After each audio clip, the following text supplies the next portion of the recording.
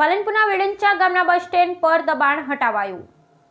પાલનપુરના વેડંચા ગામના bus stand પર દબાણ હટાવ્યું. બસ સ્ટેન્ડ કેબિન પર પાકું દબાણ કરનારનું દબાણ તોડી પાડ્યું. પંચાયત દ્વારા અવારનવાર અરજદારોને આપી હતી નોટિસ. તાલુકા પોલીસ, સરપંચ, તલાટી, વિસ્તરણ અધિકારી સાથે રહી દબાણ દૂર કર્યું. ગ્રામ પંચાયત દ્વારા દબાણ દૂર થતા લોકોના ટોળે ઉમટી પડ્યા. હવે દબાણમાં તો અમારે અહીંયા ગામ કુવા પાસે રમેશભાઈ સેદાજી દૈદરા નામના વ્યક્તિએ દબાણ કરેલું. તેનો ગલ્લો ચાલતો હતો. ગલ્લાની આજુબાજુ પાકી ઈંટોથી અને સિમેન્ટથી ચણી ઉપર પત્ર નાખી અને દબાણ ઘર જેવું ઘર એને બનાવી દીધેલું છે. એમાં ગામના લોકો પણ નારાજ હતા, અમારી પંચાયતની બોડી પણ નારાજ હતી.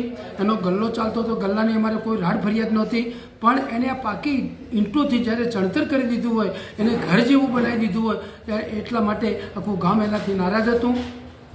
એનો ગલ્લો ચાલે કે ન ચાલે એના સાથે મારે કોઈ લેવા દેવાનું હતું.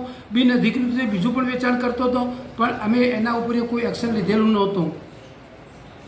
અચ્છા, ગામમાં કેટલી દબાણની અરજીઓ આવી છે અને કેટલા દબાણ હટાવવાની નોટિસો આપવામાં આવી છે?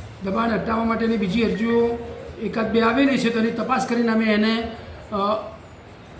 એની કાર્યવાહી કરવા માટે પ્રયત્ન કરીશું.